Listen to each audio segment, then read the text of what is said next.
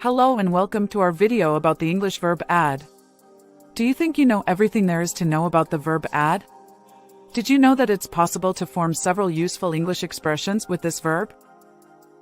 Well, if you're learning English as a second language, you'll definitely want to add this verb to your vocabulary. To start off, I'm going to give you a brief overview of how add is currently being used in the English language. Next, I'm going to show you the many interesting ways that add can be used to form idiomatic expressions. Lastly, I'll be showing you examples of real-life usage in different media, so you can really see just how versatile this verb is. Looking at the verb add, you may assume that it's a fairly boring verb, which perhaps is best left forgotten. In fact, quite the opposite is true. According to research made by world-class researchers and linguists, add is one of the most frequently used verbs in the English language, and it has been very popular for quite some time. First, let's talk about the most basic use of add. It means to combine two or more things together to make a larger whole. For example, you can add sugar to your coffee to make it sweeter. Or, you can add numbers together in math. But add can also be used in more figurative ways. You can add a new skill to your resume, for example, or add a new flavor to your cooking. And in these cases, it means to include or incorporate something new. But what about the origin of this verb?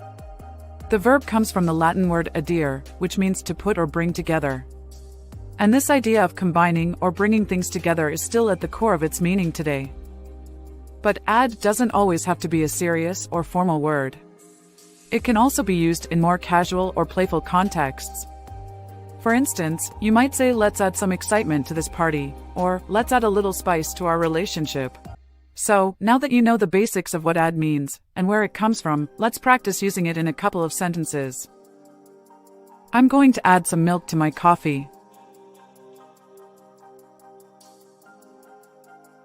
Can you add this number to that number? I am going to add a new language to my skill set.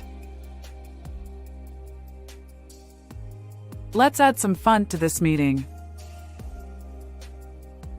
But what about conjugations, I hear you ask? Well, good news also on that front. Add is a regular verb, which means there are no bad surprises for any of us. Here are some examples in different verb tenses. We add more items to the shopping list every day. She added a new member to the team. They will add more chapters to the book. I have added a new language to my skill set. They had added more details to the project before I joined the team. I will have added more features to the product before we launch in the month of May. Before we move on, do you know of any interesting uses of add in English? Perhaps as an idiomatic expression? In case you do, let us know in the comments below. In recent times, the popularity of this handy little verb has increased more and faster than the average global inflation rates. Let's have a look at some popular idiomatic expressions you can start using right away. Add insult to injury. This idiom is used when something bad happens and then something else happens to make the situation even worse. For example, I spilled coffee all over my shirt, and then I realized I had a meeting in 5 minutes. Talk about adding insult to injury. That's a very useful one, because, let's face it, these things actually do happen in real life. Add fuel to the fire. This idiom is used when someone does something that makes a bad situation even worse. He was already angry, and then she started yelling at him too. That really added fuel to the fire. How about this one? Add up. This idiom is used when something makes sense or seems logical. It all adds up, the evidence points to him being guilty. By the way, add up is a phrasal verb, and a very useful one at that. It will definitely make it to our playlist on phrasal verbs, so make sure to visit this playlist at a time convenient for you. Add color to. Here we are saying that something is making a situation more interesting or exciting. One might say, the new employee added some color to the office with her unique ideas and enthusiasm. Add to the list is a basic and somewhat boring one, but you will need it one day. This idiom is used when something is added to a list of things. I need to add groceries to the list before I go to the store. Add a personal touch. This means that someone puts in a personal effort to make something more special or personalized. She always adds a personal touch to her presentations, making them more engaging and memorable. Let's just take one more. Add a feather to one's cap is used when someone does something that makes them proud or accomplished. Here is an example of that. Winning the award was a great achievement and added a feather to her cap.